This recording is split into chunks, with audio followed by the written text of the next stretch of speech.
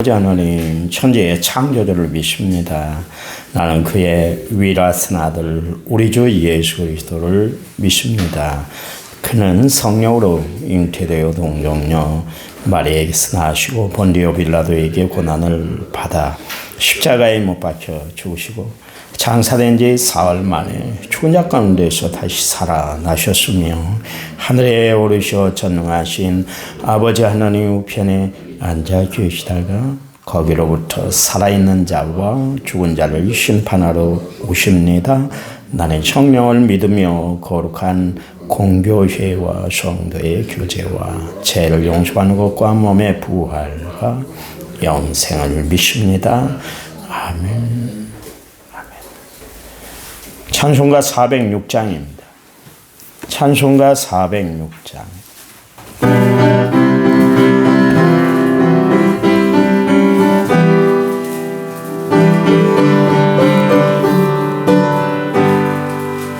고난 내 영혼 편히 싣고과 풍랑이라도 한잔한 포구 폭풍까지도 다스리시는 주의 영원한 파르지에 주의 영원하신 팔 함께하사 항상 나를 붙드시니 어느 곳에 가든지 요동하지 않음 주의 팔을 의지함이라 세상 친구들 나를 버려도 예수를 함께 동행함으로 주의 은혜가 충만하리니 주의 영원한 파르지에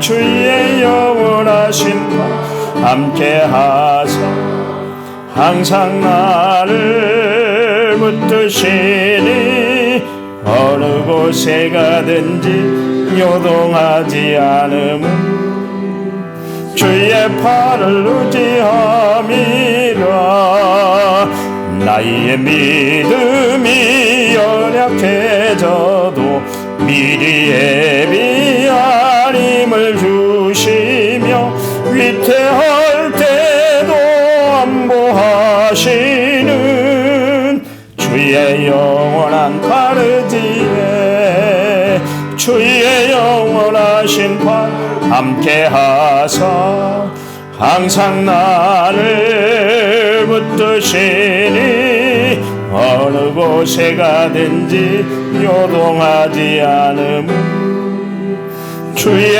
팔을 의지함이라 능치 못한 것 주께 없으니 나의 일생을 주께 맡기면 나의 모든 것 대신 시는 주의 영원한 파르지에 주의 영원하신 팔 함께하사 항상 나를 붙드시니 어느 곳에 가든지 요동하지 않음 주의 팔을 의지함이라. 아멘. 성경 말씀 봅니다. 야고보서 1장 12절 한 절입니다. 야고보서 1장 12절 같이 읽겠습니다. 시험을 참는 자는 복이 있나니 이는 시련을 견뎌낸 자가 주께서 자기를 사랑하는 자들에게 약속하신 생명의 면류관을 얻을 것이기 때문이라. 아멘. 시험 문제 찬양 65번입니다. 찬양집 65번. 나는 아무것도 아닙니다.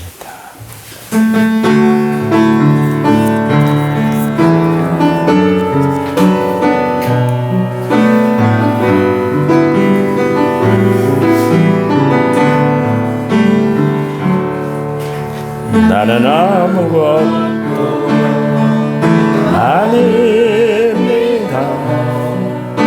주님의 사랑이 없으면 나는 아무것도 모릅니다. 주님의 지혜가 없으면 나는 아무것도 못합니다. 주님의 능력이 없으면 나는 한순간도 못 삽니다. 주님의 생명이 없으면 이제 내가 사는 것 아니요 그리스도 내 안에 사시리 오직 그의 생명이 나의 생명 나의 모든 날들도 주의 것 나는 오직 한 분 바랍니다. 나의 아버지 나의 구원 나의 주. 아멘.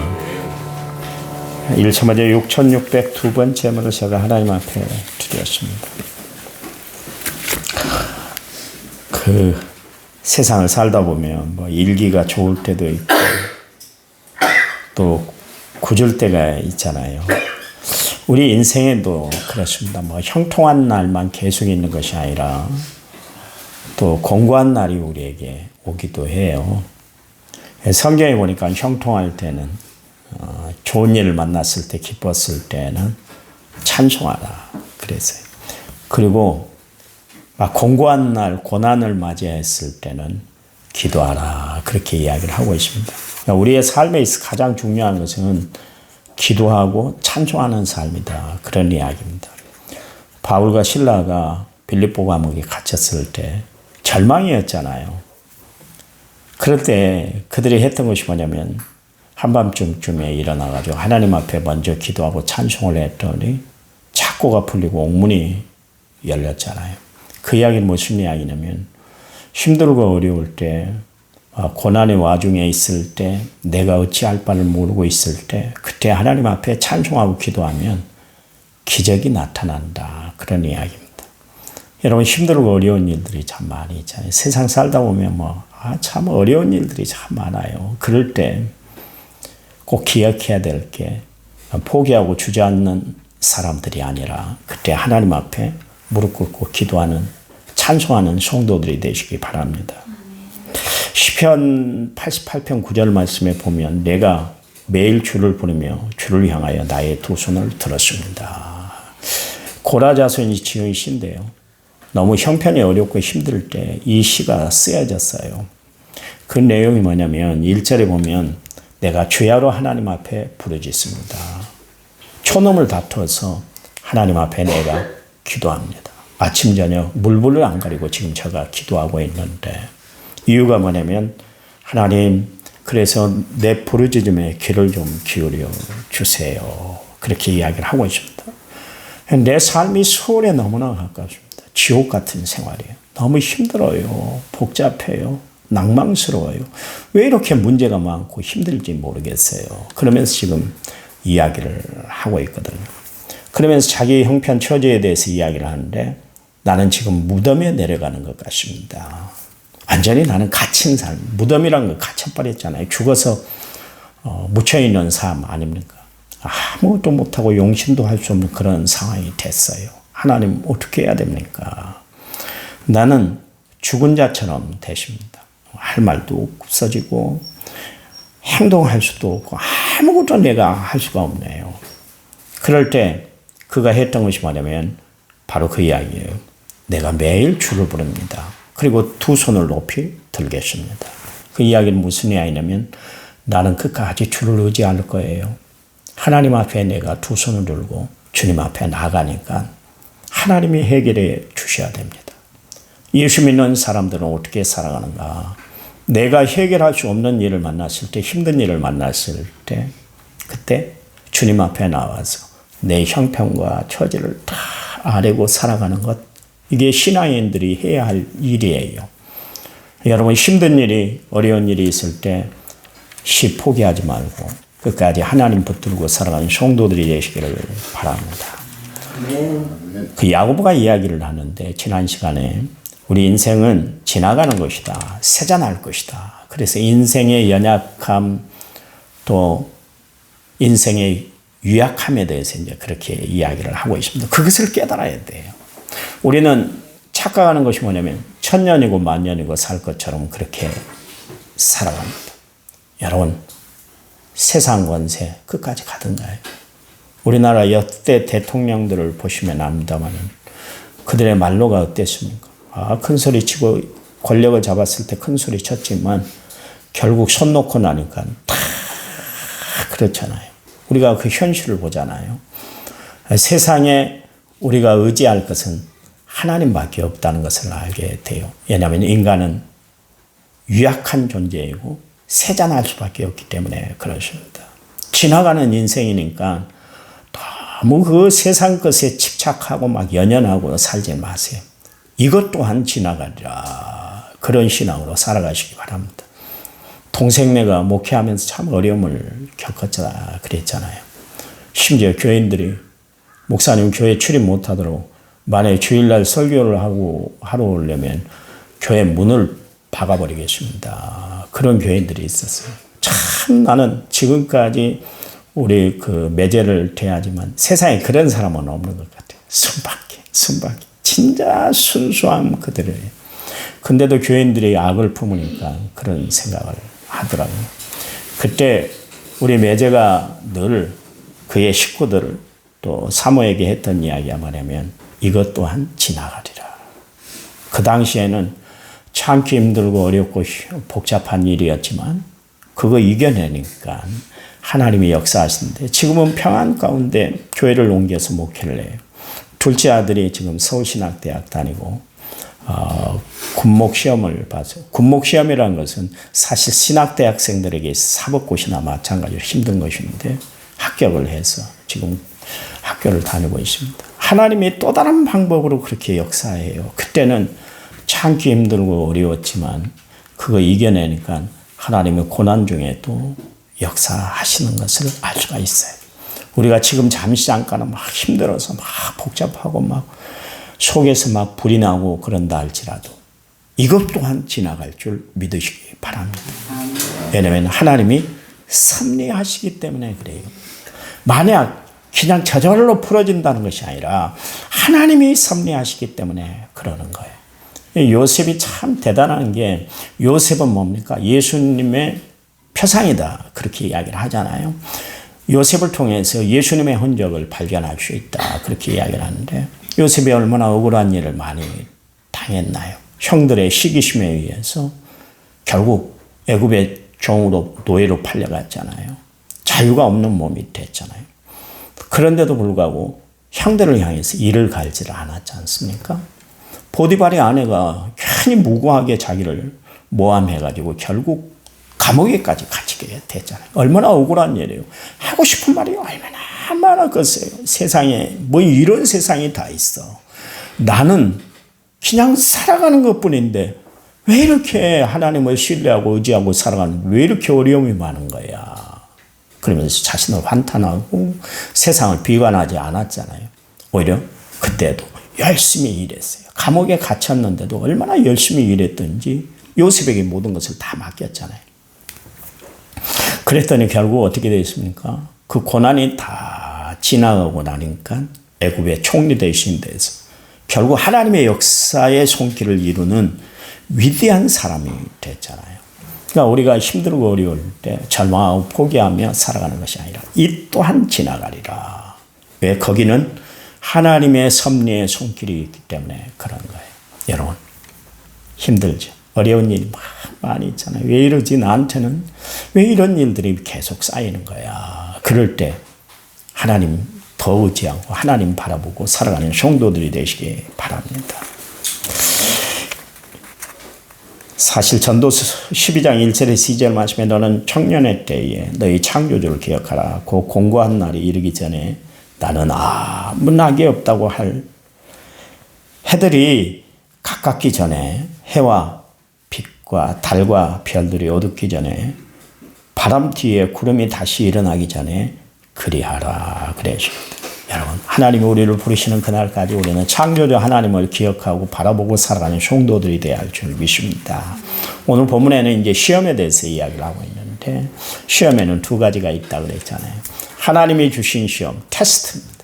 우리의 신앙의 정도가 얼마나 되는가 그것을 하나님이 헤아리시기 위해서 우리에게 시험을 주세요. 여러분 하나님이 몰라서 하는 것이 아니에요. 다 알아요.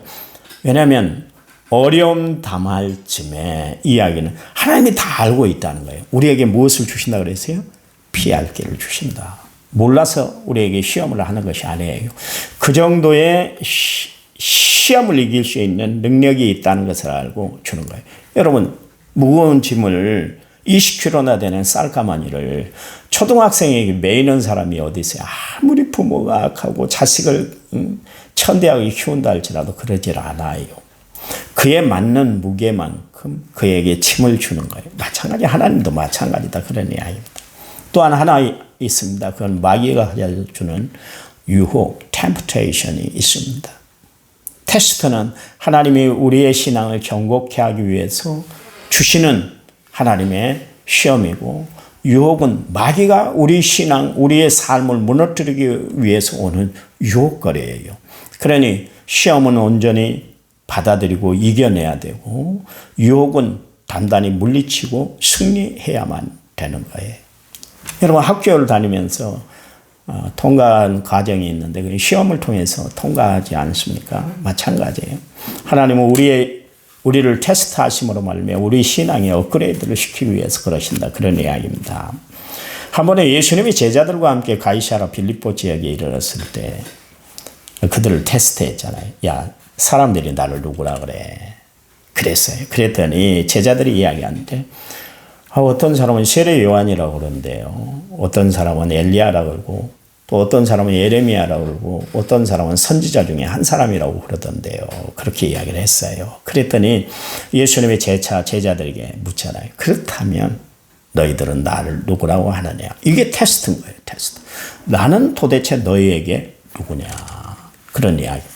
그랬더니 베드로가 주는 그리스도시요 살아계신 하나님의 아들입니다. 그랬잖아요. 그랬더니 예수님이 얼마나 좋아라 했던지 야 그래도 3년 동안 끌고 다녔는데 얘들이 예치들이 그래도 헛되지 않았구나 그 생각을 하셨어요. 그래서 베드로에게 이야기하는데 시몬아 네가 복이 있네. 이를 알게 하신 분은 혈육이 아니야. 하늘에 계신 내 아버지가 알게 했어. 야, 너 정말 대단한 대답을 했구나. 그러면서 베드로야 내 신앙 고백 위에 내가 교회를 세울 것이다. 그런 말씀을 하셨어요. 그러시면서 주님이 하신 말씀이 뭐냐면 그때서야 비로소 그랬습니다. 이게 이제 1차 테스트가 시험이 이제 통과가 됐다. 그런 이야기죠. 그러면서 하신 말씀이 내가 장로들과 제사장들과 서기관들과 그들에게 많은 고난을 당해서 내가 죽임을 당할 거야. 그리고 내가 제3일에 살아날 거야. 그러면서 제자들에게 말씀을 주셨어요. 이게 뭐냐면 테스트거든요. 나는 너희들이 생각하는 것처럼 그런 왕으로 오질 않았어. 나는 메시아야. 거듭 말하지만 나는 메시아야. 그러니까 나는 말씀대로 3일 만에 내가 다시 죽었다가 3일 만에 다시 살아나. 그것을 어떤 때 하셨어요? 베드로의 신앙 고백 위에 신앙 고백이 있을 때 그 말씀을 주셨어요. 그럼 무슨 이야기입니까? 우리가 신앙생활 하다 보면 하나님 기뻐해요, 좋아요, 감사해요, 응답해 주셔서 감사합니다. 주님 영광 위해서 나는 살겠어요. 그러면 분명히 어려움이 옵니다. 또 다른 신앙의 업그레이드를 위해서 와요. 우리가 보통 부흥회를 가서 막 은혜를 막 받고 집에 와서 다 쏟아버리잖아요. 그런 것과 마찬가지예요. 시험이 와요. 그걸 이겨내야 되는 거예요. 그래야 내 신앙이 한 단계 위로 수직상승할 수가 있는 거예요. 한 번은 예수님이 베세다 광야에서 오병이의 기적을 베풀었잖아요. 그런 다음에 제자들에게 야 정리를 좀 다 하고 그 다음에 건너편 가버나움으로 항해를 해서 가라 그러십니다. 그런데 바다 한가운데서 풍랑을 만나고 말았잖아요. 죽게 됐다고 난리가 났잖아요. 그때 제자들 마음에 두려움이 가득 찼거든요. 그때가 언제예요? 오병이의 기적을 봤어요. 이 오병이의 기적이 왜 중요한 줄 압니까? 그동안 예수님은 한두 사람, 주변에 있는 사람들만, 그리고 그 당사자만 기적을 체험하게 했잖아요. 그러니까 이제 눈먼 병자가 왔을 때, 간질병 환자가 있을 때, 무슨 병을 치료해 줄 때는 그 사람과 1대1이었어요. 근데 그날 기적을 체험한 사람은 5천 명인데 2만 명이라고 그러잖아요. 2만 명의 사람들이 기적의 현장에 다 있었고 그 기적을 체험했고 기적을 맛봤던 사람이에요. 얼마나 큰 사건인지 몰라요. 우린 그냥 오병이에요. 그러니까 오병이의 기적인가 보다 그렇게 생각하지만 그렇지 않습니다. 엄청난 기적을 체험한 후에 이 시험이 찾아왔잖아요. 하나님이 테스트하기 위해서 그런 거예요. 죽겠다고 난리인데 어떻게 합니까? 예수님이 물 위를 걸어갔잖아요. 그랬더니 난리 법석이 났습니다. 예수님이 올 거라고는 생각을 못한 거예요. 여러분 분명히 기억하시기 바랍니다. 여러분이 힘들 때, 어려울 때, 고난 중에 있을 때 찾아오신 분이 계시는데 예수님인 줄 믿으시기 바랍니다. 하나님이 찾아오실 줄 믿으시기 바랍니다. 그때 어쩌면 두 가지가 찾아올 줄 몰라요. 마귀 사탄이 찾아와서 나에게 속삭거릴 줄 몰라요.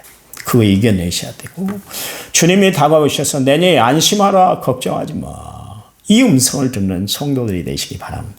제자들에게 예수님 배에 오르시면서 바다와 바람을 잔잔케 하고 잠잠케 했잖아요.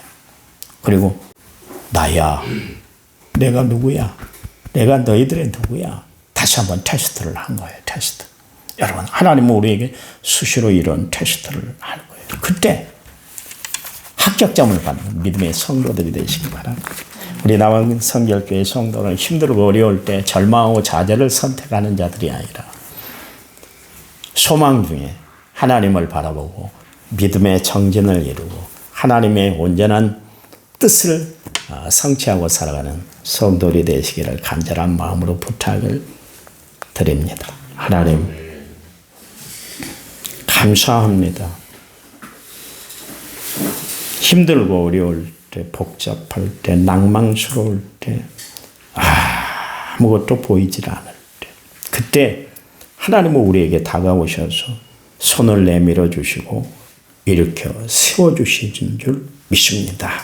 용기를 주시고 믿음을 주시고 감사를 허락해 주시는 줄 믿습니다. 오늘도 그 하나님을 바라보고 하루를 잘 이겨내게 하시고 한 주간을 잘 정리하고 또 하나님의 은혜 가운데 승리하는 삶을 살아가도록 축복해 주시옵소서.